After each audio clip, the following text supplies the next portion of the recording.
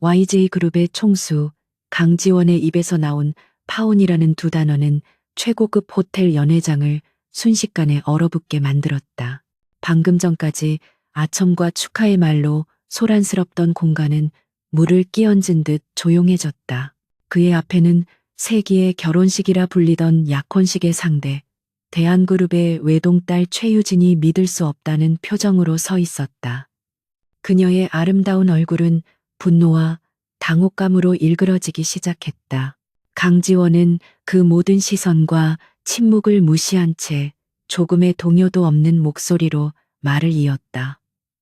오늘부로 강지원과 최유진의 약혼은 없던 일로 합니다. 이 결정은 YJ그룹의 공식적인 입장이며 번복은 없습니다. 그의 목소리는 낮고 차가웠지만 연회장 구석까지 명확하게 울려 퍼졌다. 그는 마치 수백억 달러 규모의 계약을 체결하거나 파기할 때처럼 냉정하고 침착했다. 최유진의 아버지, 대한그룹의 최 회장이 벌떡 일어나 소리쳤다. 강 총수, 지금 이게 무슨 무례한. 하지만 강지원은 그에게 시선조차 주지 않았다. 그는 단지 자신의 슈트 재킷 버튼을 잠그며 곁에 서 있던 김비서에게 짧게 명령했다. 차 준비해. 그 어떤 설명도 변명도 사과도 없었다.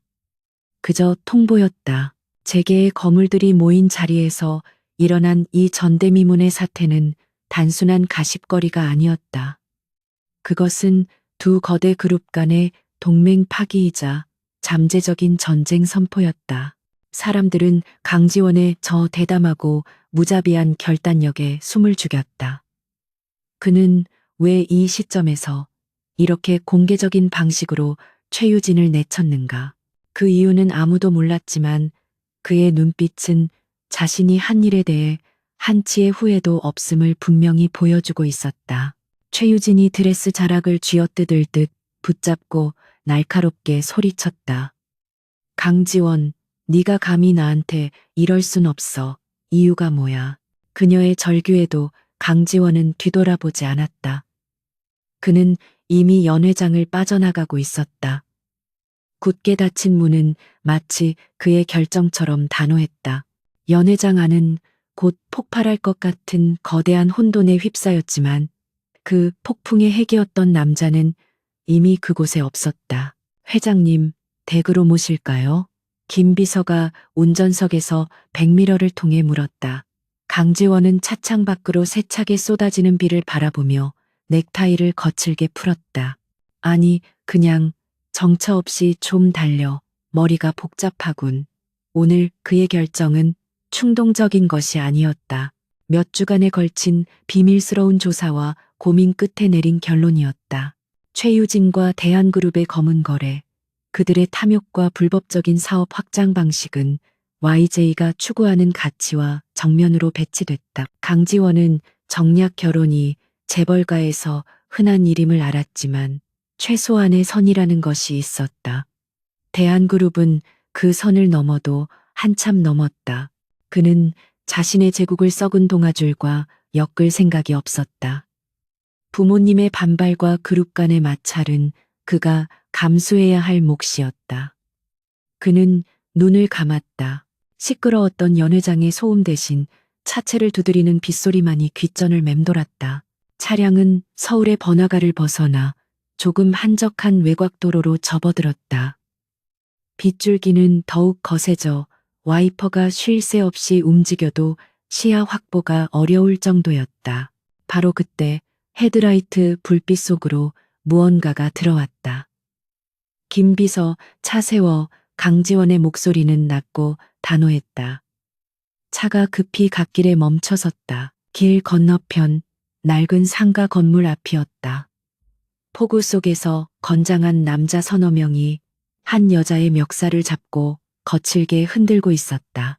그들은 고래고래 소리를 지르며 여자를 위협했고 여자는 비에 흠뻑 젖은 채로도 물러서지 않고 그들에게 맞서고 있었다. 여긴 내 가게야. 당장 나가. 여자의 목소리는 비바람에 묻혔지만 그 기세만큼은 남자들에게 밀리지 않았다. 강지원은 미간을 찌푸렸다. 그는 불필요한 일에 휘말리는 것을 극도로 싫어했지만 지금 저 상황은 명백한 폭력이었다. 한 남자가 여자를 거칠게 밀치자 여자는 균형을 잃고 뒤로 넘어지며 바닥에 진열되어 있던 물건들 위로 쓰러졌다. 아, 여자의 짧은 신음이 들렸다. 강지원은 망설임 없이 차문을 열었다. 김 비서가 다급하게 우산을 들고 따라 나왔지만 강지원은 이미 거센 비를 뚫고 길을 건너고 있었다. 그의 비싼 맞춤 정장이 순식간에 빗물에 젖어들었지만 그는 아랑곳하지 않았다. 그의 등장은 폭우만큼이나 갑작스러웠다. 지금 뭐 하는 짓들이지? 강지원의 목소리는 비바람을 뚫고 그들에게 정확히 전달되었다. 덩치 큰 사내들이 고개를 돌렸다. 웬 값비싼 양복을 입은 남자가 끼어들자 그들은 어이없다는 듯 비웃었다. 뭐야, 이 새끼는 영웅놀이라도 하러 오셨나? 리더로 보이는 남자가 침을 뱉으며 다가왔다. 강지원은 쓰러진 여자를 흘끗 보았다. 그녀는 입술이 터져 피가 흐르고 있었지만 여전히 분노와 굴복하지 않는 눈빛으로 그들을 노려보고 있었다. 강지원은 남자에게 시선을 고정했다. 폭력은 어떤 이유로도 정당화될 수 없지. 더군다나 힘없는 여자를 상대로 그의 차가운 눈빛과 압도적인 기세에 남자는 순간 주춤했다. 하지만 곧 무리가 있다는 사실에 용기를 얻었는지 주먹을 치켜들었다. 재수 없게 걸렸네. 내 놈도 같이 묻어줄까? 남자의 주먹이 날아오는 순간 강지원은 가볍게 몸을 틀어 피했다. 그는 단순한 경영자가 아니었다. 혹독한 후계자 과정을 거치며 배운 호신술과 격투기는 전문가 수준이었다. 그는 남자의 팔을 꺾어 안쪽으로 파고들며 정확하게 복부를 가격했다. 억, 남자가 숨이 막힌 소리를 내며 쓰러졌다. 나머지 두 남자가 당황하며 동시에 달려들었다. 강지원은 빗속에서 침착하게 움직였다. 한 명의 발길질을 피하며 다른 한 명의 안면을 팔꿈치로 가격했고 곧바로 몸을 돌려 첫 번째 남자의 다리를 걸어 넘어뜨렸다. 모든 동작은 군더더기 없이 빠르고 효율적이었다. 그들은 제대로 된 저항 한 번 못 해보고 빗물 고인 바닥에 나뒹굴었다. 강지원은 젖은 머리카락을 쓸어 넘기며 쓰러진 남자들을 내려다보았다. 다시는 이 여자 앞에 나타나지 마. 경찰에 신고하기 전에 그의 목소리에는 경고 이상의 살기가 담겨 있었다. 남자들은 겁에 질려 허둥지둥 서로를 부축해 어둠 속으로 사라졌다. 순식간에 폭풍이 휩쓸고 간 듯 다시 빗소리와 여자의 거친 숨소리만 남았다. 강지원은 그제야 쓰러진 여자에게 다가갔다. 괜찮습니까? 그가 손을 내밀었다. 여자는 한석영은 경계심 가득한 눈으로 그를 올려다보았다. 그녀는 그의 손을 잡지 않고 스스로 몸을 일으켰다. 누구신데? 참견이시죠. 그녀의 목소리는 젖어 있었지만 여전히 날이 서 있었다. 고맙다는 말 대신 의심의 눈초리였다. 강지원은 내민 손을 거두며 그녀를 관찰했다. 그녀는 20대 후반쯤으로 보였고 비에 젖어 초라한 행색이었지만 그 눈빛만큼은 방금 전 연회장에서 본 그 어떤 재벌가 사람들보다도 강인했다. 그냥 지나가던 길이었습니다. 다친 데는 없습니까? 병원에. 석영은 입술의 피를 손등으로 닦아내며 고개를 저었다. 필요 없습니다. 그리고 아까 그 일은 고맙지만 당신 같은 사람이 끼어들 일이 아니었어요. 그녀는 강지원의 행색과 그가 타고 온 검은색 세단을 힐끗 보았다. 명백한 상류층의 남자. 그녀는 이런 부류의 동정을 경멸했다. 강지원은 그녀의 태도에 불쾌하기보다는 오히려 흥미를 느꼈다. 자신 앞에서 이렇게 당당하고 뻣뻣하게 구는 사람은 오랜만이었다. 그들은 또 올 겁니다. 내가 해결해 줄 수 있습니다. 돈이 문제라면. 그가 말을 꺼내자마자 서경의 눈빛이 차갑게 변했다. 해결이요? 돈으로요? 당신들이 세상을 보는 방식이 다 그렇죠. 그녀는 절뚝거리며 가게 안으로 들어가려다 멈춰섰다. 그냥 가세요. 오늘의 도움은 갚을 수 있을지 모르겠지만 더 이상의 호의는 사양합니다. 그녀는 낡은 가게의 문을 닫으려 했다. 강지원은 그 문을 가볍게 밀어 막았다. 이름이 뭡니까? 서경은 그를 노려보았다. 알아서 뭐 하게요? 강지원은 무표정한 얼굴로 말했다. 경찰에 신고하려면 피해자 이름이 필요할 테니까. 그제야 서경은 잠시 망설였다. 그녀는 경찰을 끌어들이고 싶지 않았지만 저 남자들의 기세를 볼 때 다시 올 것이 분명했다. 한서경입니다. 강지원입니다.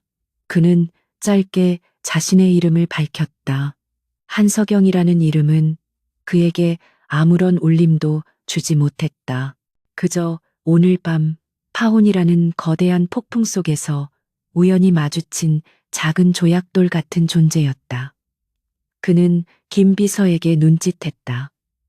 김 비서가 다가와 명함을 내밀었다. 무슨 일 있으면 이쪽으로 연락 주십시오. 회장님. 강지원이 손을 들어 김 비서의 말을 막았다. 그는 서경을 바라보며 말했다. 그들이 다시 나타나면 연락하십시오. 이건 호의가 아니라 폭력을 목격한 시민으로서의 의무입니다. 그는 더 이상 머무르지 않고 차로 돌아섰다. 젖은 정장이 몸에 감겨 불편했지만 그의 머릿속은 오히려 아까 연회장에서보다 더 맑아진 기분이었다. 차에 올라타자 김 비서가 마른 수건을 건넸다. 회장님, 저 여자 그냥 두실 겁니까? 아까 그자들 단순한 깡패가 아닌 것 같았습니다. 김 비서의 눈썰미는 정확했다. 강지원 역시 그들의 움직임이 일반적인 사채업자들과는 다르다는 것을 느꼈다. 조사해봐. 한서경이라는 여자, 그리고 아까 그놈들. 누구 사주를 받고 움직이는지. 차는 다시 빗속을 뚫고 달리기 시작했다. 강지원은 차창 밖으로 멀어지는 낡은 가게를 바라보았다. 한성영. 그녀의 강렬했던 눈빛이 뇌리에 남았다. 파혼을 선언한 날 밤, 폭우 속에서 만난 이름 모를 여자. 그것은 그저 우연일까? 아니면 거대한 운명의 또 다른 시작일까? 그는 알 수 없었지만 그 만남이 자신의 삶에 예상치 못한 파문을 일으킬 것임을 직감했다. 다음 날 아침 YJ 그룹의 심장부인 회장실은 폭풍 전야의 고요함이 감돌았다. 강지원은 거대한 통유리창 앞에 서서 격동하는 서울의 아침을 내려다보고 있었다. 밤새 내린 비는 그쳤지만 하늘은 여전히 찌푸린 잿빛이었다. 그의 파혼 선언은 이미 경제면 톱기사로 대서특필되어 YJ와 대한그룹의 주가를 동시에 요동치게 만들었다. 온갖 추측과 비난, 그리고 호기심 어린 시선들이 그를 향하고 있었다. 하지만 강지원의 머릿속은 온통 어젯밤의 그 여자 한성경으로 가득 차 있었다. 그녀의 그 굴복하지 않던 눈빛, 빗물과 피가 뒤섞인 얼굴, 그리고 돈으로 해결하려는 자신의 제안을 단칼에 거절하던 그 꼿꼿한 태도.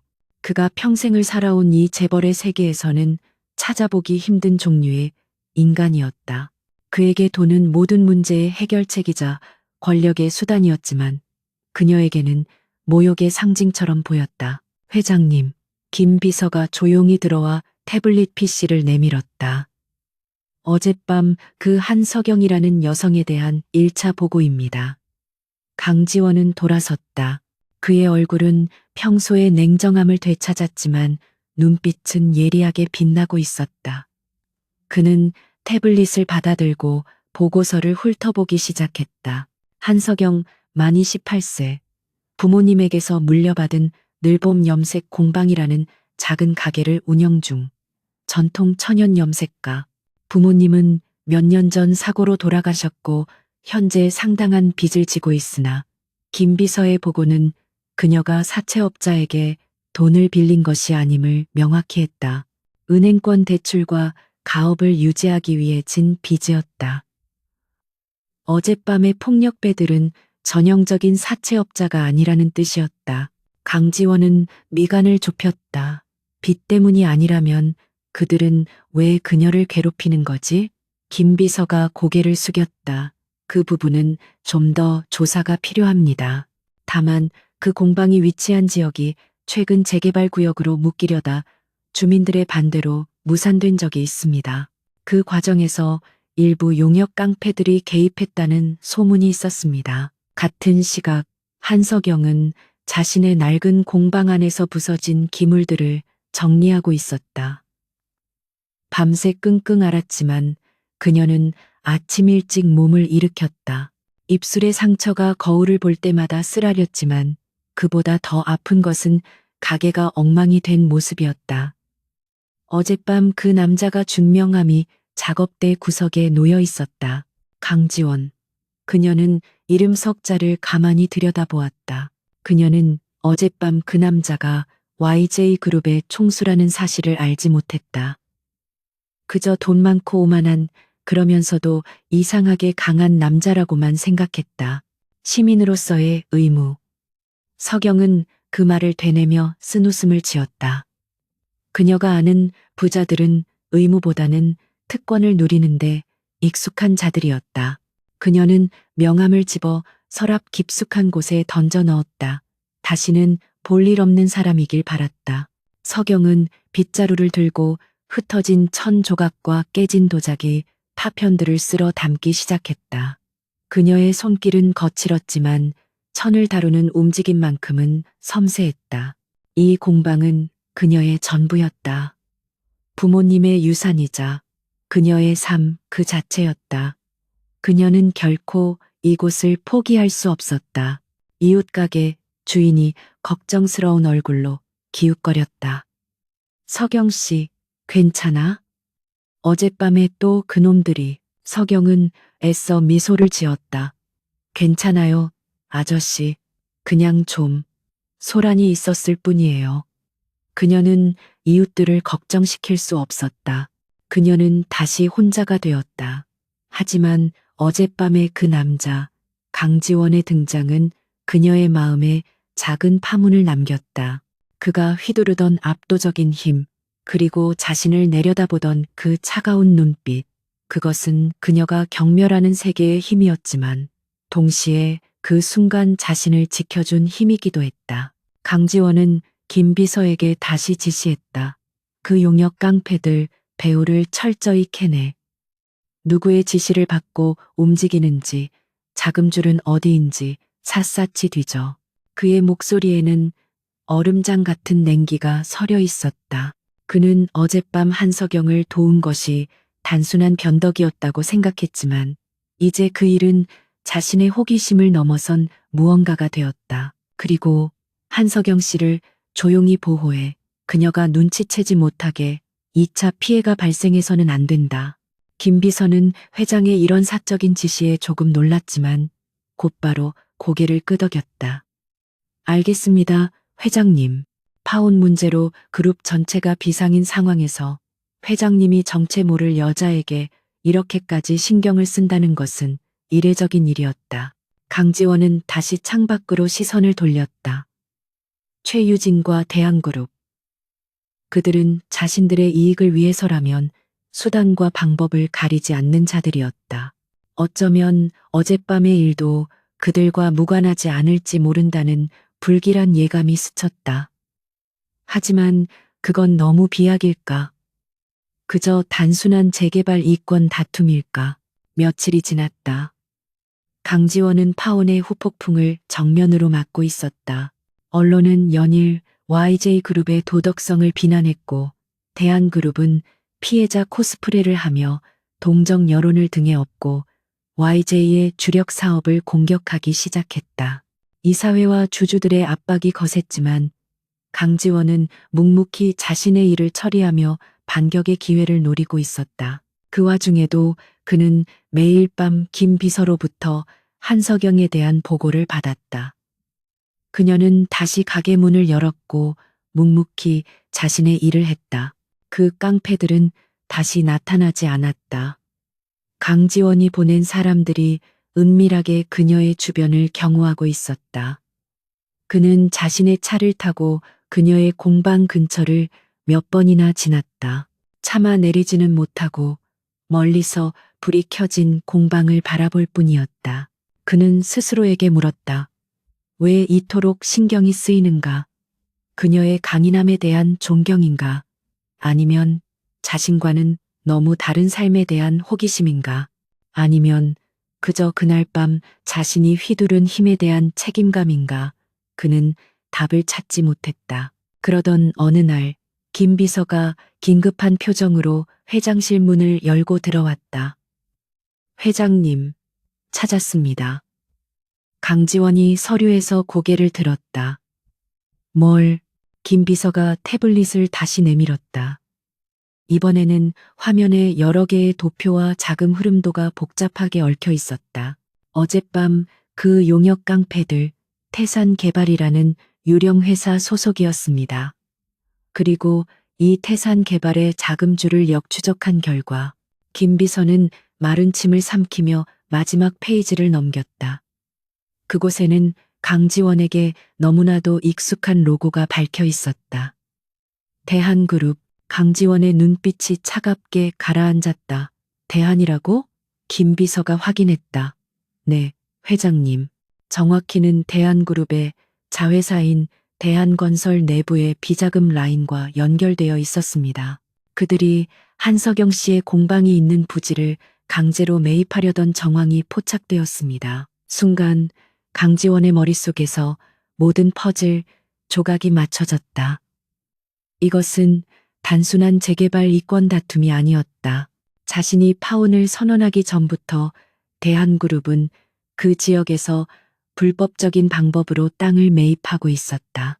그리고 한석영은 그들의 계획에 마지막까지 저항하던 장애물이었던 것이다. 강지원은 주먹을 불끈 쥐었다. 최유진, 그리고 그녀의 아버지 최 회장. 그들의 탐욕은 끝이 없었다. 그들은 자신과의 결혼을 통해 YJ의 힘을 이용해 그들의 불법적인 사업을 더욱 확장하려 했던 것이다. 자신이 파혼을 선언한 것은 그들의 영린을 건드린 셈이었다. 한석영 씨는 이 사실을 알고 있습니까? 강지원이 물었다. 아마도 모를 겁니다. 그저 동네 불량배들의 횡포 정도로만 알고 있을 가능성이 큽니다. 강지원은 자리에서 일어났다. 이제 이것은 단순한 호기심이나 책임감의 문제가 아니었다. 이것은 전쟁이었다. 대한그룹과의 전면전. 그리고 한석영은 자신도 모르는 사이에 그 전쟁의 최전선에 휘말린 무고한 시민이었다. 강지원의 가슴 속에서 차가운 분노가 타올랐다. 그는 대한그룹의 부패한 뿌리를 이번 기회에 완전히 뽑아버리기로 결심했다. 그리고 그 중심에 우연히 만난 그 여자, 한석영이 있었다. 강지원의 파혼 선언이 불러일으킨 파장은 YJ그룹의 본가를 강타했다. 다음 날 저녁, 강지원은 부모님의 긴급한 호출을 받고 본가인 성북동 저택으로 향했다. 차가운 밤 공기만큼이나 무거운 침묵이 600년 된 소나무가 지키고 선대문을 들어서는 순간부터 그를 짓눌렀다. 그의 아버지, YJ그룹의 창업주이자 현 명예회장인 강태준과 어머니 윤 여사는 거실 중앙에 굳은 표정으로 앉아 있었다. 앉아라. 강태준 명예회장의 목소리는 벼락처럼 낮고 엄격했다. 강지원은 말없이 맞은편 소파에 앉았다. 끓어오르는 분노를 억누르고 있는 아버지와 실망감과 불안이 뒤섞인 눈빛으로 자신을 바라보는 어머니. 강지원은 이 순간이 올 것을 각오하고 있었다. 그는 오늘 이 자리에서 자신의 결정을 관철시켜야 했다. 윤 여사가 먼저 입을 열었다. 그녀의 목소리는 평소의 온화함 대신 날카로운 질책으로 가득 차 있었다. 지원아, 이게 도대체 무슨 망신이니? 대한그룹 최 회장이 방금 전까지 전화를 해서 노발대발하는데 어미는 아무 말도 해줄 수가 없었다. 유진이한테 무슨 결례를 한 게야. 강지원은 시선을 피하지 않고 어머니를 바라보았다. 결례가 아닙니다, 어머니. YJ그룹 총수로서 내린 공식적인 결정입니다. 그의 단호한 대답에 강 명예회장이 탁자를 내리쳤다. 결정? 내 놈의 그 오만한 결정 하나가 지금 YJ를 어떤 위기로 몰아넣고 있는지 알고나 하는 소리냐. 대한그룹은 단순한 파트너가 아니야. 수십 년간 얽혀온 정계, 재계의 인맥 그 자체라고. 아버지는 YJ를 맨손으로 일군 거인이었다. 그는 누구보다 정략 결혼의 중요성과 재벌 간의 신뢰가 깨졌을 때의 후폭풍을 잘 알았다. 최 회장은 뱀 같은 자다. 그 자존심을 건드렸으니 이제 피를 보려들 거다. 당장 내일이라도 가서 최 회장과 유진이에게 사과하고. 그럴 수 없습니다. 강지원이 아버지의 말을 잘랐다. 거실 안의 공기가 얼어붙었다. 아들의 눈에서 한치의 물러섬도 없는 결의를 읽은 강 명예회장은 잠시 말을 잊었다. 제가 최유진 씨와 결혼할 수 없는 명백한 이유가 있습니다. 그가 말할 수 있는 것은 거기까지였다. 이유? 그 이유가 YJ와 대안의 전면전보다 더 중요한 이유더냐. 강명희 회장이 호통쳤다. 강지원은 입술을 깨물었다. 그는 아직 말할 수 없었다. 대한그룹의 불법적인 토지 매입, 비자금 조성, 그리고 그 과정에서 벌어진 폭력. 이 모든 것은 아직 의혹일 뿐, 그가 쥔 증거는 결정적이지 못했다.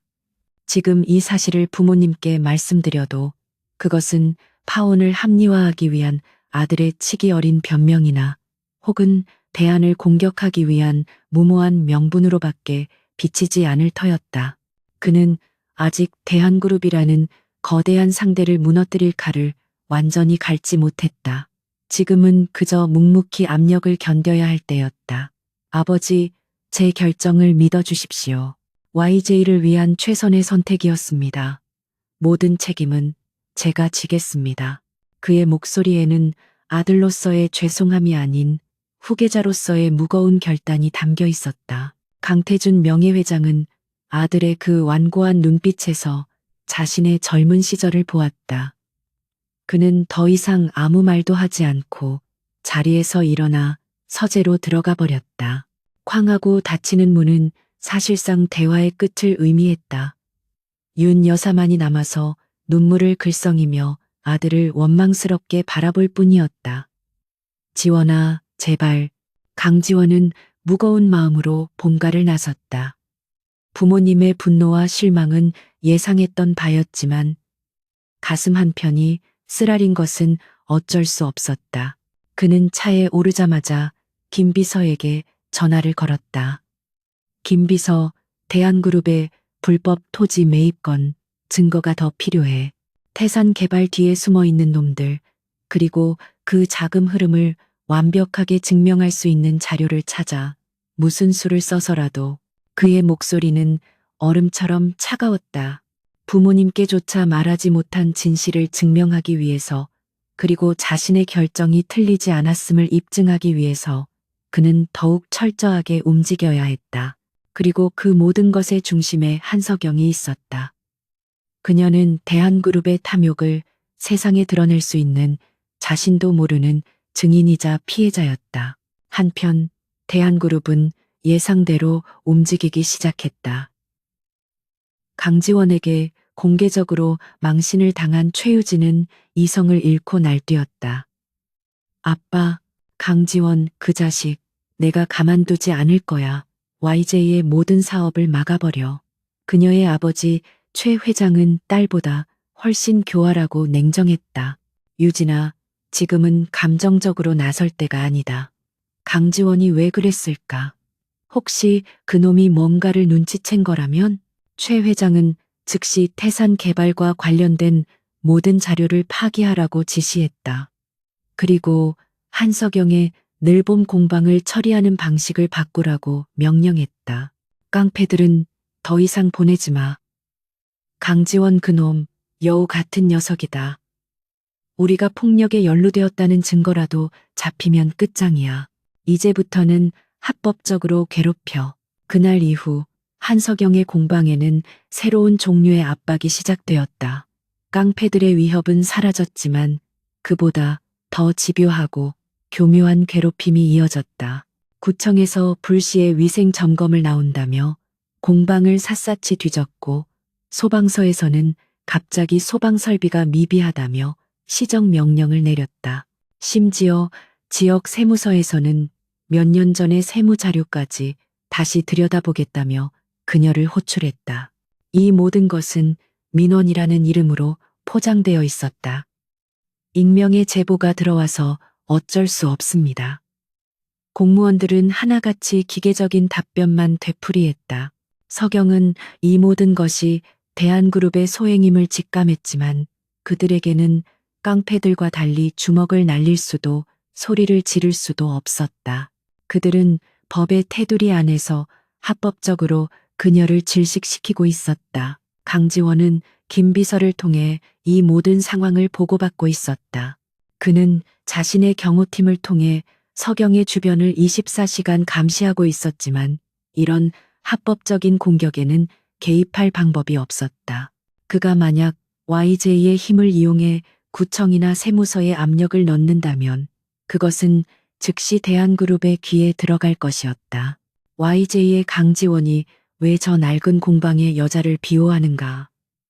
그 질문이 나오는 순간 서경은 지금보다 훨씬 더 큰 위험에 빠질 것이었다. 강지원은 답답했다. 그는 재계의 정점에 선 총수였지만 지금 당장 그녀를 위해 할 수 있는 것이 아무것도 없었다. 그는 자신의 차를 타고 또다시 공방 근처를 맴돌았다. 밤늦은 시간 공방의 불은 아직 꺼지지 않았다. 차창 너머로 서경이 수북이 쌓인 서류 더미에 파묻혀 머리를 감싸 쥐고 있는 모습이 보였다. 그녀는 지쳐 보였지만 포기한 것 같지는 않았다.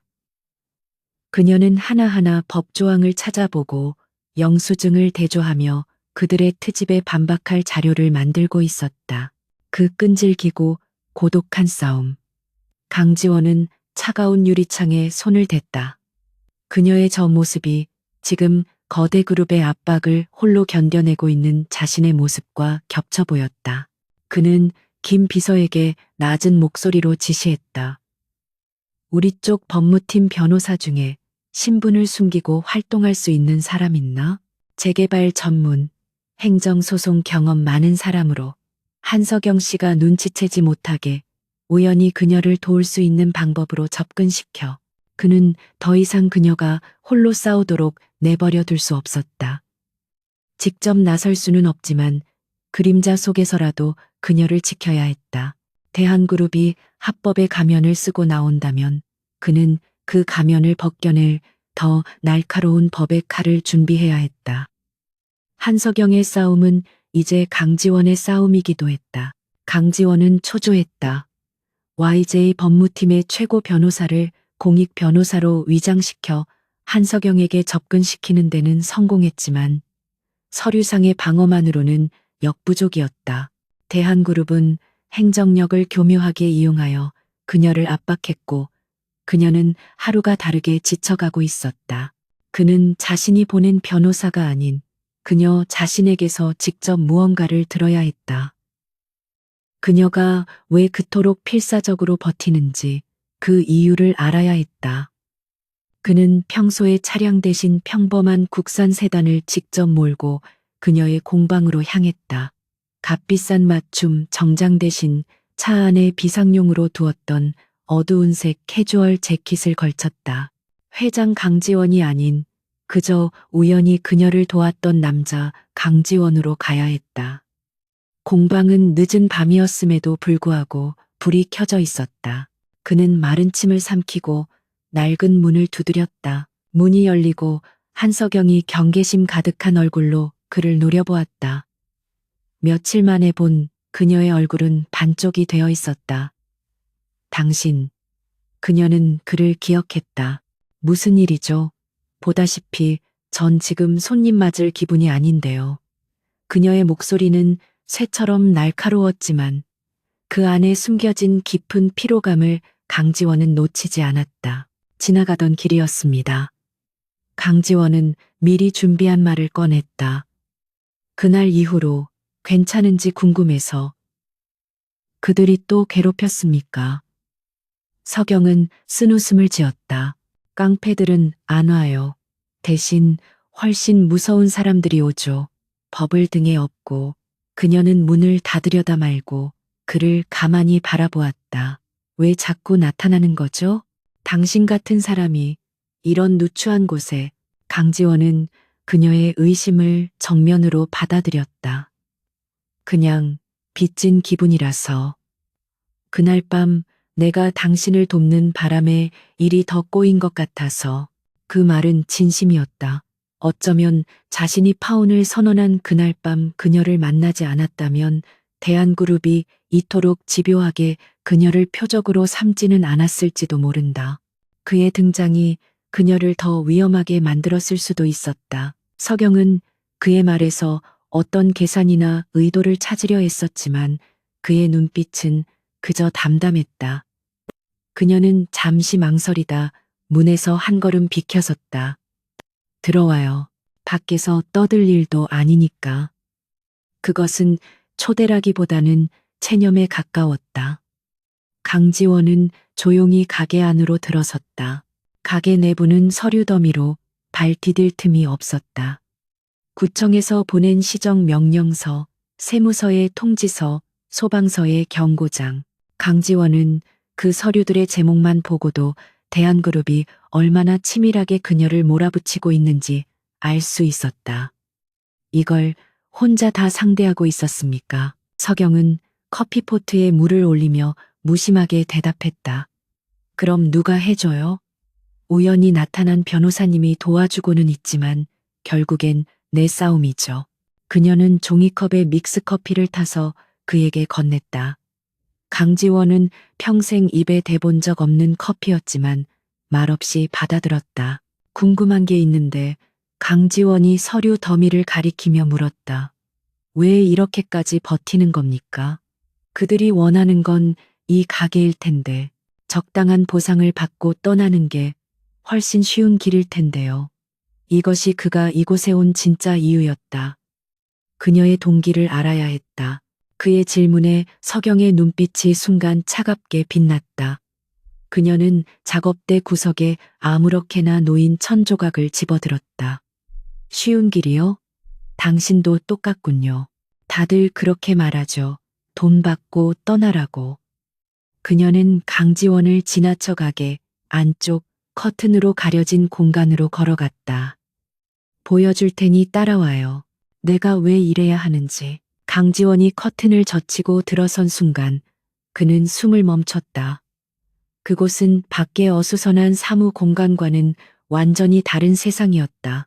거대한 가마솥 같은 통에서는 김이 피어오르고 있었고 알 수 없는 식물의 뿌리와 잎들이 끓고 있었다. 천장에는 방금 염색을 마친 듯한 원단들이 줄지어 걸려 형광등 불빛 아래서도 깊고 오묘한 빛을 발하고 있었다. 공기 중에는 흙냄새와 풀냄새, 그리고 아련한 약재 냄새가 뒤섞여 있었다. 이곳은 단순한 가게가 아니었다. 수백 년의 시간을 품고 있는 듯한 장인의 작업실, 공방 그 자체였다. 이건. 강지원은 자신도 모르게 중얼거렸다. 서경은 벽에 걸린 짙은 쪽빛의 비단 원단을 쓰다듬었다. 우리 부모님이 평생을 바친 곳이에요. 그리고 그 부모님의 부모님도. 이곳은 그냥 건물이 아니에요.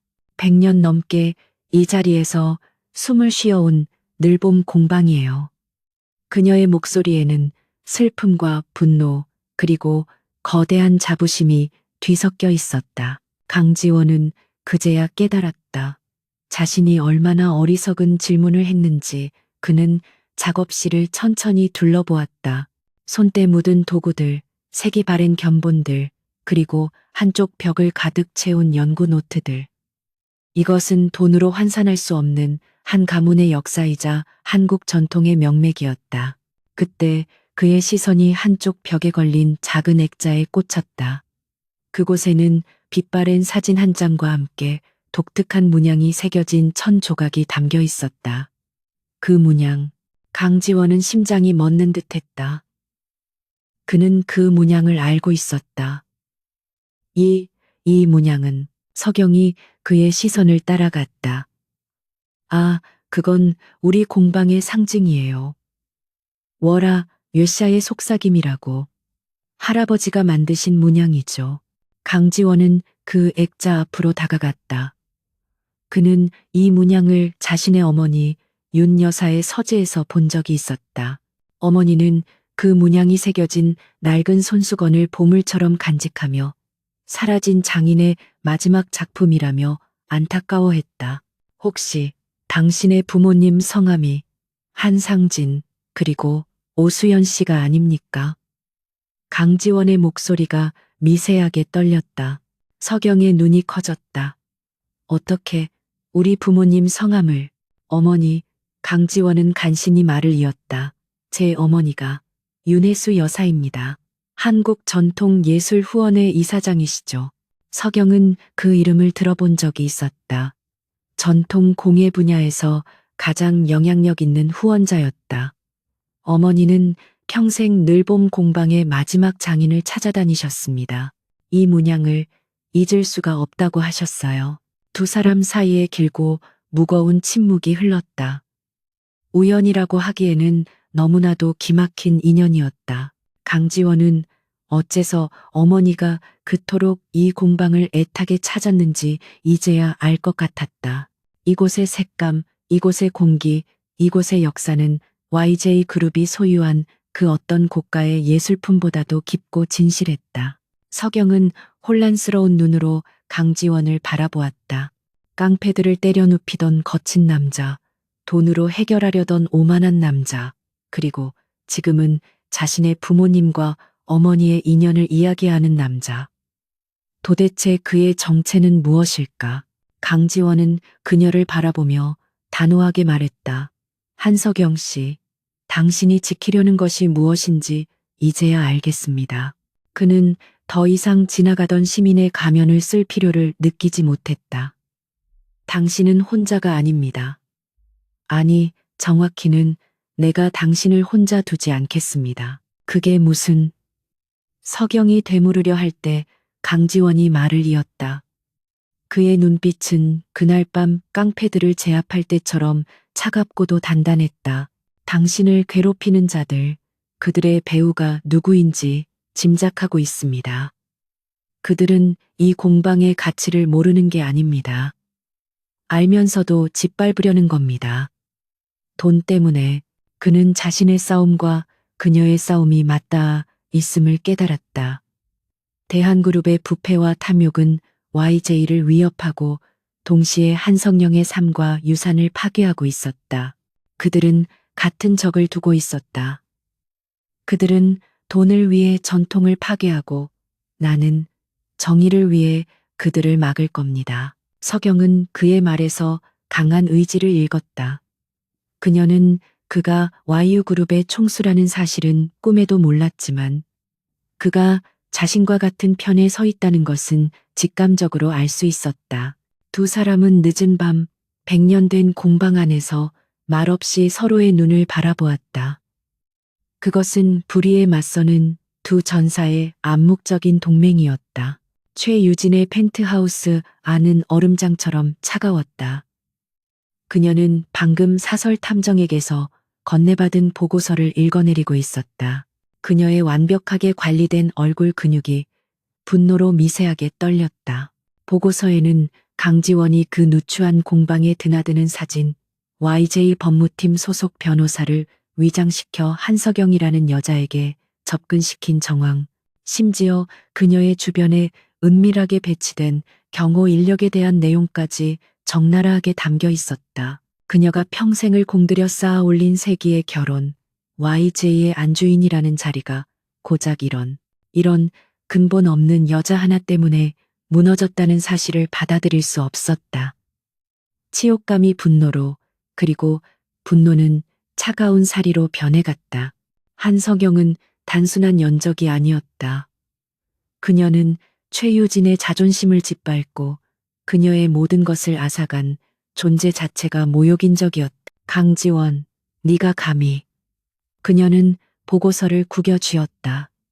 네가 극간년을 감싸고 도는 이유가 단순한 동정 때문이라고는 생각 안 해. 최유진은 본능적으로 직감했다. 강지원이 움직이는 데는 반드시 그만한 이유가 있다. 어쩌면 그 여자가 혹은 그 여자의 공방이 자신들의 비밀과 연결되어 있을지도 모른다는 끔찍한 예감이 들었다.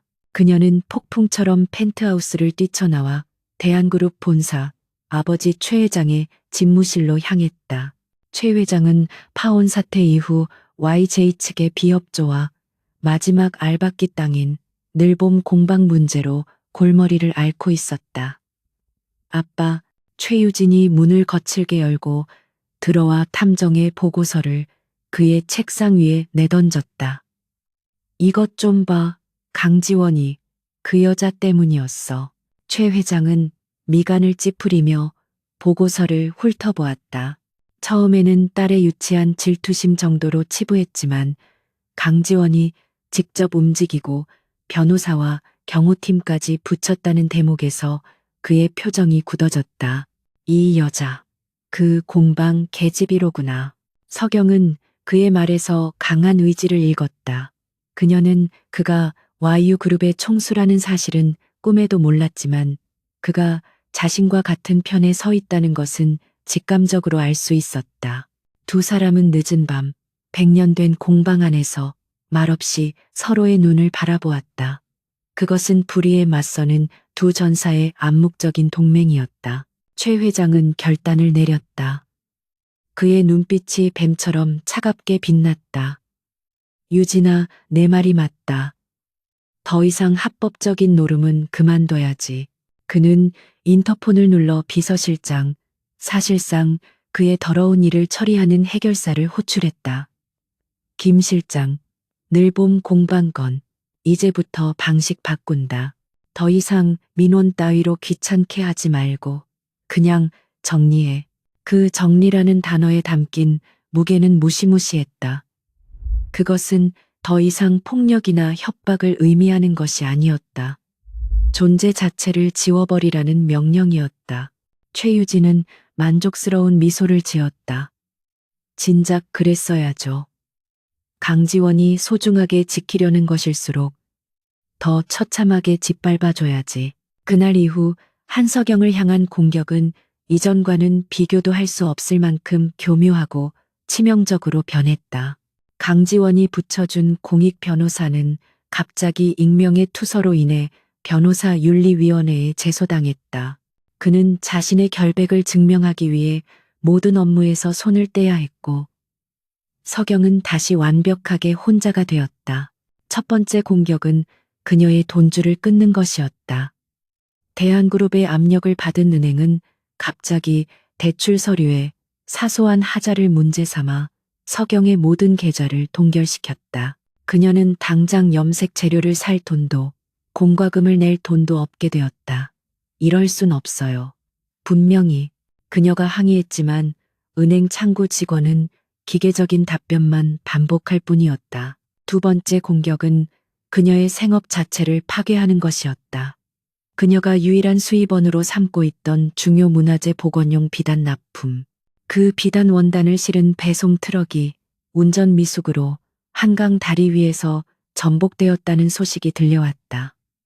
수천만 원어치의 원단이 강물에 젖어 모두 폐기 처분되었다. 하지만 최악은 아직 오지 않았다. 며칠 뒤 이른 새벽, 쾅 하는 굉음과 함께 공방 건물이 흔들렸다. 놀라서 뛰쳐나간 석영의 눈에 들어온 것은 공방의 측면벽을 들이받고 멈춰선 거대한 덤프트럭이었다. 트럭은 수도관이 매설된 지점을 정확히 들이받았고 터져나온 물이 순식간에 공방 지하 창고로 쏟아져 들어갔다. 지하 창고에는 그녀가 수십 년간 모으고 부모님에게서 물려받은 귀한 천연 염료 재료와 완성된 작품들이 보관되어 있었다. 서경은 무릎까지 차오르는 흙탕물 속을 필사적으로 헤치며 무언가를 건져 올리려 했지만 모든 것이 엉망이었다. 귀한 약재들은 썩은 흙탕물에 뒤범벅이 되었고 아름다운 색을 뽐내던 비단들은 오물에 오염되어 형체를 알아볼 수 없게 되었다. 강지원은 이 모든 보고를 실시간으로 받고 있었다. 그의 사무실은 분노로 얼어붙을 듯했다. 이 개자식들이, 그는 책상 위에 모든 것을 쓸어버릴 듯한 충동을 느꼈다. 이것은 명백한 살인 미수이자 한 인간의 삶과 역사를 말살하려는 악랄한 범죄였다. 그는 당장이라도 YJ의 모든 힘을 동원해 대한그룹을 짓밟고 싶었다. 회장님, 진정하십시오. 김 비서가 차가운 목소리로 그를 말렸다. 지금 회장님께서 전면에 나서시면 그건 대한그룹이 원하는 대로 되는 겁니다. 그들은 한석영 씨를 미끼로 쓰고 있는 겁니다. 회장님과 한석영 씨의 관계를 확신하는 순간 그들은 그녀를 인질로 삼아 회장님을 협박할 겁니다. 김 비서의 말은 냉정했지만 사실이었다. 강지원은 주먹을 쥐다 못해 손톱이 손바닥을 파고드는 고통을 느꼈다. 그는 지금 그녀를 공개적으로 보호할 수 없었다. 그것은 그녀를 더 큰 위험에 빠뜨리는 일이었다. 그는 분노를 억누르고 그것을 더 깊고 어두운 곳으로 돌렸다. 김비서, 대한그룹 최 회장과 태산개발 비자금의 연결고리, 그 스모킹건을 찾아내. 그리고 오늘 이 사보타주를 지시한 놈, 그 증거까지. 같은 시각 한석영은 물이 빠진 지하 창고 바닥에 망연자실 주저앉아 있었다. 그녀의 손에는 흙탕물에 젖어 찢어진 비단 조각이 들려 있었다.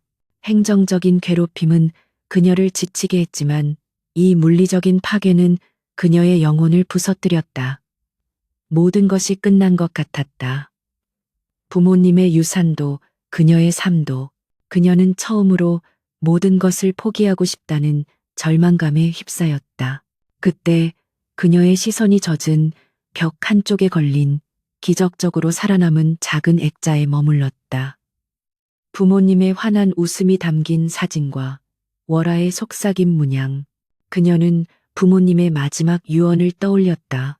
석영아, 이 색은 사람의 마음을 지키는 색이란다. 그녀의 텅 빈 눈에 서서히 빛이 돌아오기 시작했다. 절망은 차가운 분노로 그리고 단단한 결의로 변해갔다. 그래, 그들은 내 재료를 망가뜨리고 내 돈을 빼앗고 내 가게를 부술 수 있겠지. 하지만 내 손에 있는 기술과 내 머릿속에 있는 정신, 내 부모님의 유산은 결코 빼앗아가지 못해. 그녀는 젖은 손으로 얼굴을 닦고 비틀거리며 일어섰다. 강지원은 그녀가 다시 일어설 것을 알고 있었다. 그는 직접 나서는 대신 다른 방법을 찾았다. 며칠 뒤 한석영에게 뜻밖의 연락이 왔다. 한국전통예술후원재단이라는 곳에서 연락이 온 것이었다. 공교롭게도 그 재단의 이사장은 강지원의 어머니 윤 여사였다. 한석영 장인이시죠? 귀 공방의 유서 깊은 업적을 저희가 뒤늦게 알게 되었습니다. 불의의 사고로 어려움을 겪고 계시다는 소식을 듣고 긴급 복구 지원금과 함께 재단 소유의 중요 문화재 복원 프로젝트를 의뢰드리고자 합니다. 물론 이 모든 것은 강지원이 어머니의 재단을 통해 익명으로 기부하고 주선한 일이었다. 윤 여사는 그저 사라진 줄 알았던 늘봄 공방의 후계자가 나타났다는 사실에 기뻐하며 모든 지원을 아끼지 않았다. 서경은 이 기막힌 우연에 의심을 가졌지만 지금은 지푸라기라도 잡아야 할 심정이었다. 그녀는 이 지원을 받아들이기로 했다. 이 소식은 즉시 최유진의 귀에도 들어갔다. 뭐라고? 한국전통예술후원재단? 그녀는 그 재단의 이사장이 윤 여사, 강지원의 어머니라는 사실을 알고 있었다. 그녀는 격분했다. 강지원. 그 자식 이제 어미까지 끌어들여. 그 여자가 뭐라고. 최유진은 이 일이 단순한 동정이 아님을 확신했다. 강지원은 한석영을 그리고 그 공방을 반드시 지키려 하고 있었다. 그곳에 자신들의 약점이 있다는 것을 그가 안다는 뜻이었다. 초조함과 공포가 그녀를 사로잡았다. 그녀는 아버지에게 달려가는 대신 김 실장에게 직접 전화를 걸었다. 김 실장, 그 계집애가 YJ 재단의 돈을 받았어. 이제 시간이 없어. 당장 그 공방 사고로 처리해. 건물이 아예 없어져야겠어. 그녀의 목소리는 더 이상 재벌 상속녀의 히스테리가 아니었다. 모든 것을 잃은 자의 마지막 발악, 맹목적인 파괴의 명령이었다. 한국전통예술후원재단이 주최하는 숨결, 천년의 색을 잇다. 특별기획전은 재계와 문화계의 저명인사들로 붐볐다.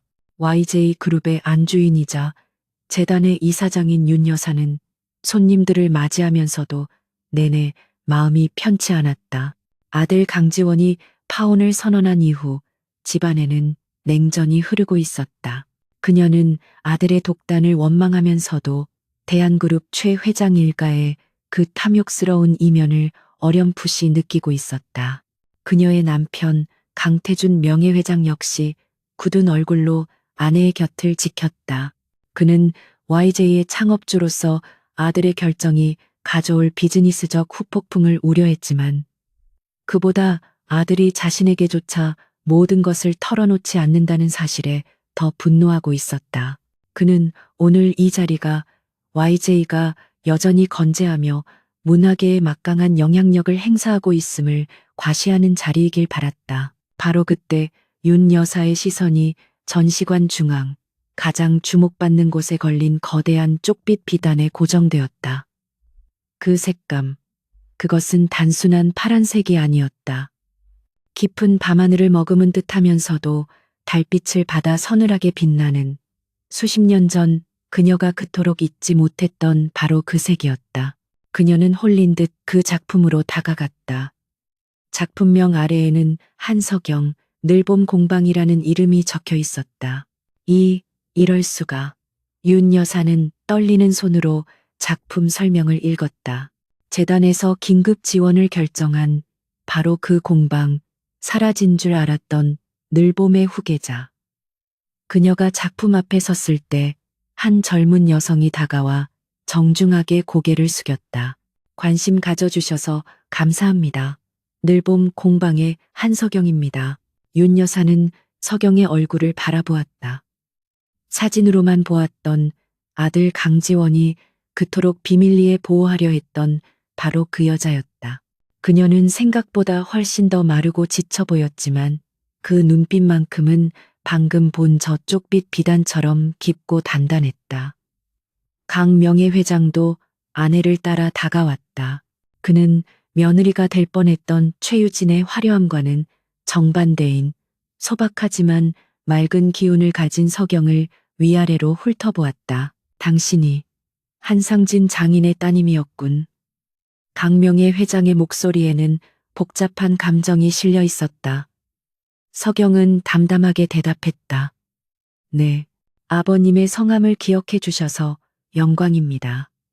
그녀는 이 노부부가 누구인지, 그리고 자신을 후원해 준 재단의 이사장이자 YJ 그룹의 안주인이라는 사실을 알고 있었다. 하지만 그녀는 조금도 위축되거나 아부하지 않았다. 윤 여사가 떨리는 목소리로 물었다. 이 색을 어떻게 다시 구현해낸 겁니까? 이건 분명 월화의 속삭임이. 석영은 희미하게 미소 지었다. 지하 창고가 침수되었을 때 모든 것을 잃은 줄 알았습니다. 하지만 기적적으로 아버님의 마지막 염색 일지가 젖지 않은 곳에서 발견되었습니다. 이것은 그 일지를 바탕으로 어젯밤 밤을 새워 다시 피워낸 색입니다. 그녀의 말 한마디 한마디에는 모든 것을 잃었다가 다시 일어선 자의 강인함과 자신의 일에 대한 깊은 자부심이 담겨 있었다. 강 명예회장은 침묵했다. 그는 평생 수많은 사람을 상대해왔다. 아첨하는 자, 탐욕스러운 자, 교활한 자. 하지만 지금 눈앞에 이 여성은 달랐다. 그녀는 돈을 이야기하지 않고 유산을 이야기했다. 윤 여사는 서경의 거칠어진 손을 가만히 내려다보았다. 그 손은 재벌가 며느리의 손이 아니라 무언가를 창조하고 지켜내는 장인의 손이었다. 바로 그 순간 윤 여사와 강 명예회장은 동시에 깨달았다. 그들이 그토록 YJ의 후계자에게 원했던 것, 돈이나 권력이 아니라 바로 이런 굳건한 품격과 자신의 세계를 지키는 강인함이었다. 그들은 최유진이라는 화려한 포장지에 속아 넘어갈 뻔했다.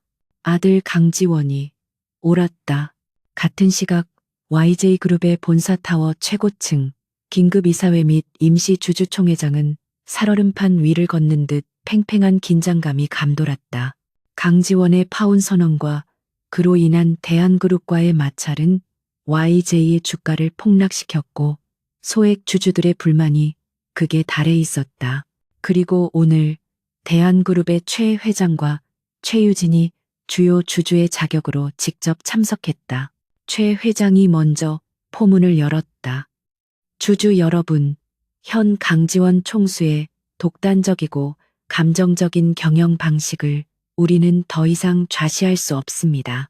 YJ에 막대한 손해를 끼친 파혼 사태에 대해 강 총수는 명확히 해명하고 책임을 져야 합니다.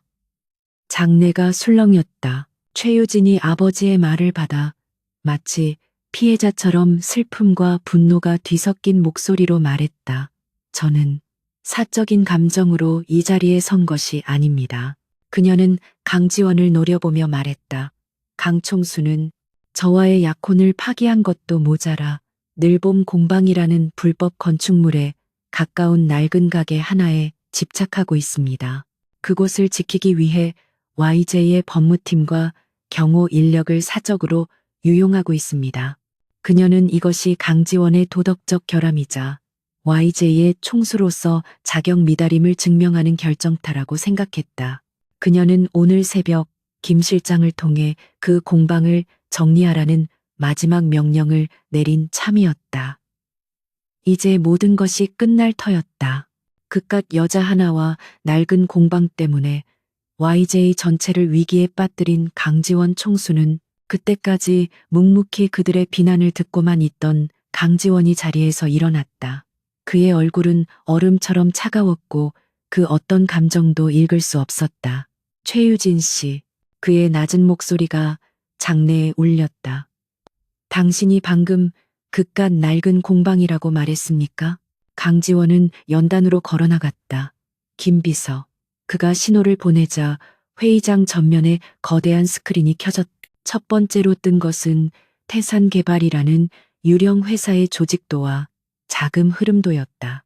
그리고 그 자금의 최종 종착지는 대한건설의 비자금 계좌로 명확하게 표시되어 있었다. 최 회장의 얼굴이 미세하게 굳었다. 대한그룹은 수년간 차명회사를 이용해 불법적으로 토지를 매입하고 그 과정에서 용역 깡패를 동원해 폭력을 행사해 왔습니다. 강지원의 목소리는 얼음을 뚫는 송곳처럼 날카로웠다. 그리고 한석영 씨의 늘봄 공방은 그들의 계획에 끝까지 저항한 마지막 양심이었습니다. 스크린이 바뀌었다. 며칠 전 덤프트럭이 공방을 들이받는 CCTV 영상이 재생되었다. 이것은 단순한 사고가 아닙니다. 강지원이 다음 증거를 띄웠다. 트럭 운전사가 태산개발로부터 거액의 돈을 입금받은 내역이었다. 최 회장의 안색이 창백해지기 시작했다. 그리고 오늘 새벽 강지원이 최유진을 똑바로 바라보았다. 그의 눈빛은 지옥의 심연보다 차가웠다.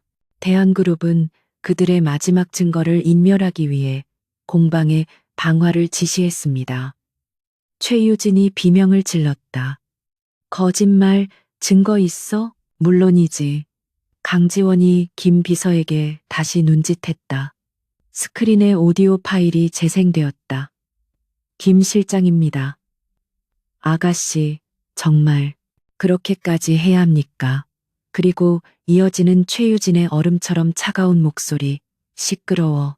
오늘 밤 안에 그 공방 잿더미로 만들어. 그 계집애가 안에 있든 말든 상관없어. 싹 다 태워버려. 회의장은 아수라장이 되었다. 주주들은 경악했고 최 회장은 숨을 헐떡이며 쓰러질 듯 비틀거렸다. 최유진은 자신의 목소리가 울려 퍼지는 스크린을 보며 아니야, 아니야 라고 절규했다. 그녀가 강지원의 어머니 재단이 서경을 후원한다는 소식에 이성을 잃고 저지른 돌이킬 수 없는 명령이었다. 강지원이 마이크를 잡고 장례를 압도했다. 내가 파혼을 결심한 이유 바로 이것입니다. YJ그룹은 살인교사와 증거인멸, 불법 비자금을 일삼는 범죄 집단과 손을 잡을 수 없습니다. 그는 김 비서가 이미 자신의 팀을 보내 방화 시도를 막았고 현장에서 방화범들을 체포했음을 알렸다. 바로 그때 회의장 뒷문이 열리고 검사와 수사관들이 닥쳐들었다. 대한그룹 최강일 회장, 그리고 최유진 씨, 살인교사, 증거인멸, 특수재물 손괴 및 불법 비자금 조성 혐의로 긴급 체포합니다. 모든 것이 끝났다. 최유진은 수갑이 채워지는 순간까지도 강지원을 증오의 찬눈으로 노려보았다. 강지원은 그 시선을 무표정하게 받아냈다. 다시 전시회장, 강명애 회장은 아들의 결단이 옳았음을, 그리고 자신이 그토록 원했던 진짜 며느리가 누구인지를 깨닫고 있었다. 그는 서경에게 다가가 평생 누구에게도 숙여본 적 없는 고개를 숙였다. 한서경, 장인, 우리가 큰 실수를 할 뻔했소. 부디 우리 아들을, 그리고 YJ를 용서하시오. 윤 여사는 이미 서경의 손을 잡고 눈물을 흘리고 있었다. 그녀는 깨달았다. 아들이 파혼한 것은 가문을 위태롭게 한 것이 아니라 가문을 구한 것이었다. 그리고 동시에 아들은 자신들이 평생 찾아 헤매던 가장 귀한 보물, 바로 한서경이라는 여인을 찾아낸 것이었다. YJ그룹 임시 주주총회장에서 터진 대한그룹의 비리 게이트는 대한민국 전체를 뒤흔들었다. 최 회장 부녀가 검찰에 긴급 체포되는 장면은 모든 뉴스의 헤드라인을 장식했다. 수십 년간 재계의 거목으로 군림했던 대한그룹은 불법 비자금, 조성, 살인교사, 증거인멸, 정관계 로비 등 낱낱이 드러난 범죄 혐의 앞에 속수무책으로 무너져 내리기 시작했다. 주가는 연일 폭락했고 채권단은 자금 회수에 나섰으며 협력업체들은 등을 돌렸다. 탐욕으로 쌓아 올린 거대한 모래성은 강지원이 던진 진실이라는 파도 앞에 허무하게 쓸려나갔다. 강지원은 이 모든 과정을 차가운 눈으로 지켜보았다. 이것은 복수가 아니었다. 썩은 것을 도려내고 YJ라는 거대한 배가 나아가야 할 올바른 항로를 확보하는 과정일 뿐이었다. 같은 시각 소란스러운 주주총회장과는 달리 숨결 전시회장은 고요한 침묵에 잠겨 있었다. 강태준 명예회장과 윤 여사는 차마 자리를 뜨지 못하고 여전히 그 쪽빛 비단 앞에 서 있는 한서경을 바라보고 있었다. 방금 전까지만 해도 아들의 독단이라 여겼던 파혼이 사실은 가문 전체를 구한 신의 한 수였다는 것을 깨달은 충격은 너무나도 컸다. 윤 여사가 먼저 서경에게 다가갔다. 그녀의 얼굴에는 재단 이사장의 위엄 대신 한 인간으로서의 깊은 부끄러움과 미안함이 어려 있었다. 서경장인, 그녀의 목소리는 미세하게 떨렸다. 우리가 정말 큰 실수를 할 뻔했소. 아니, 이미 했소. 당신 같은 귀한 분을 알아보지 못하고. 서경은 말없이 고개를 저었다. 그녀는 이 모든 사태의 중심에 자신이 있었다는 것이 아직도 실감나지 않았다. 그녀는 그저 부모님의 유산을 지키려 했을 뿐이었다. 이사님, 사과하실 필요 없습니다. 저는 이번에는 강태준 명예회장이 나섰다. 그의 목소리는 무거웠다. 우리가 사과해야 하오. 우리는 돈과 권력이라는 화려한 포장지에 눈이 멀어 정작 가장 중요한 것을 보지 못했소. 당신이 그 험한 일을 겪는 동안 YJ는 가해자들과 한 배를 탈 뻔했으니 이 늙은이의 체면을 봐서라도 우리 가문의 사과를 받아주시오. YJ 그룹의 창업주, 대한민국 재계에 살아있는 전설이 그녀에게 고개를 숙이고 있었다.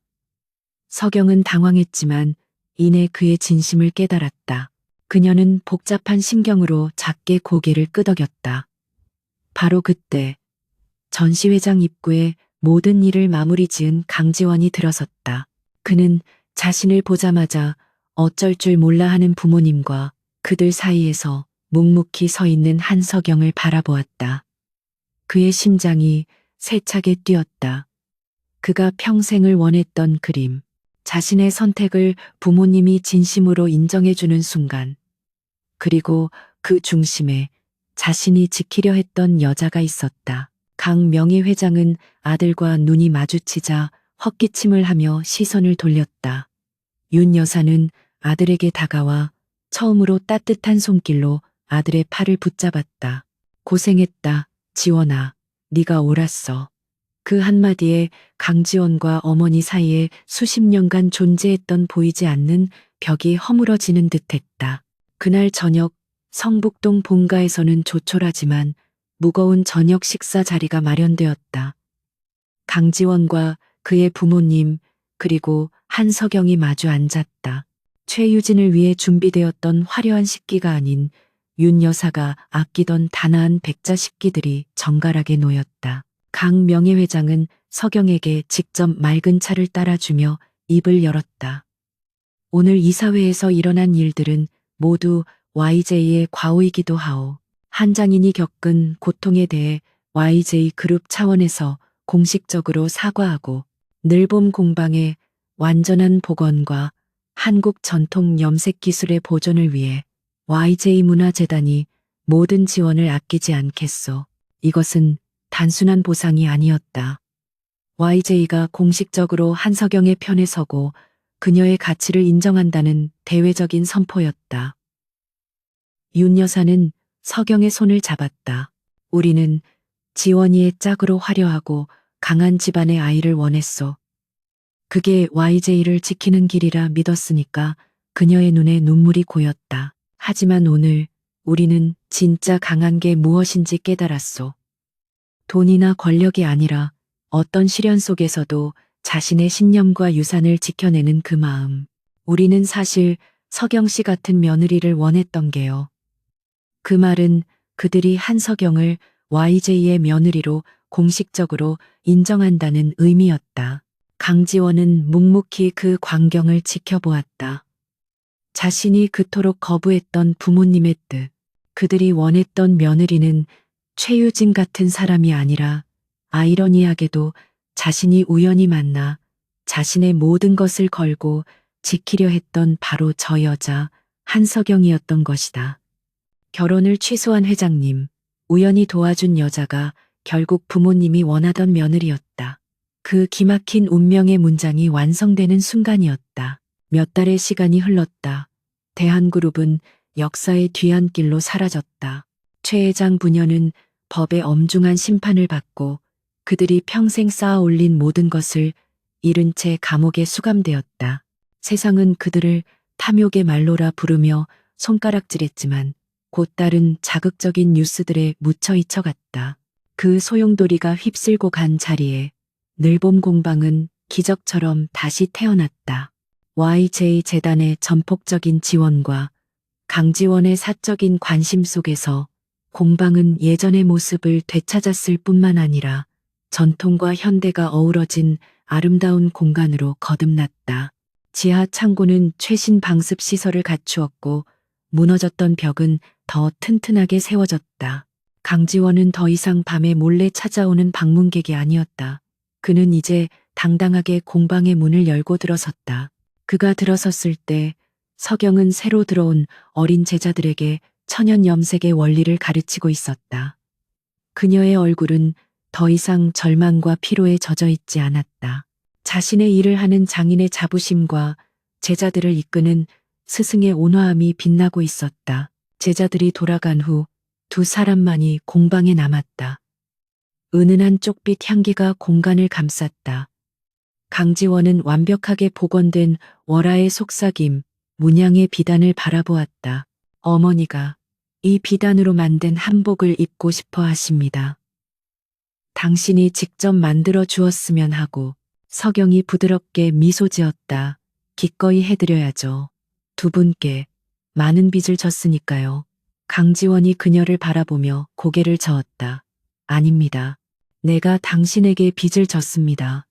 당신이 아니었다면 나는 평생 그 차갑고 계산적인 세계에서 한 발짝도 나오지 못했을 겁니다. 그는 그녀에게 다가갔다.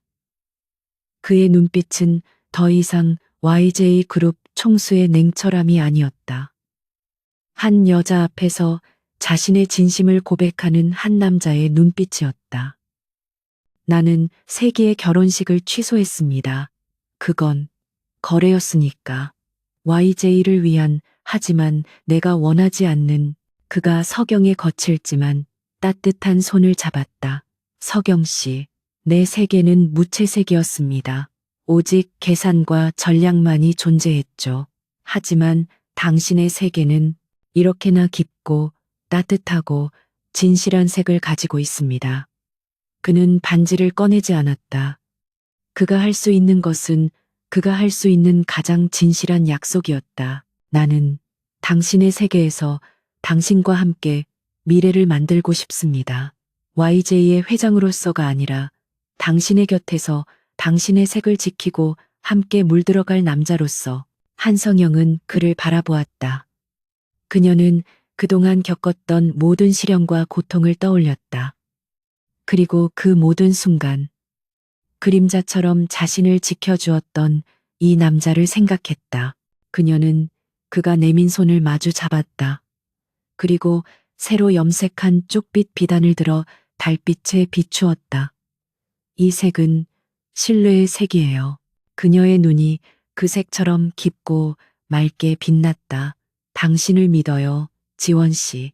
1년 후 언론은 가장 윤리적인 기업으로 변모한 YJ 그룹의 행보를 주목했다. 강지원 회장은 불필요한 사업을 정리하고 문화예술과 사회적 책임에 막대한 투자를 하고 있었다. 그리고 그 모든 중심에는 늘봄 재단으로 새롭게 태어난 한석영의 공방이 있었다. 작은 신문 기사 한 편에 YJ가 후원하는 전통 공예학교의 개교식 사진이 실렸다. 사진 속에는 강지원 회장과 한석영 이사장이 나란히 서서 아이들을 바라보며 환하게 웃고 있었다. 그들은 재계와 문화계를 대표하는 파워 커플이 아니라 폭풍 속에서 서로를 알아보고 서로의 세계를 지켜내며 마침내 같은 곳을 바라보게 된 두 사람의 진실한 미소였다.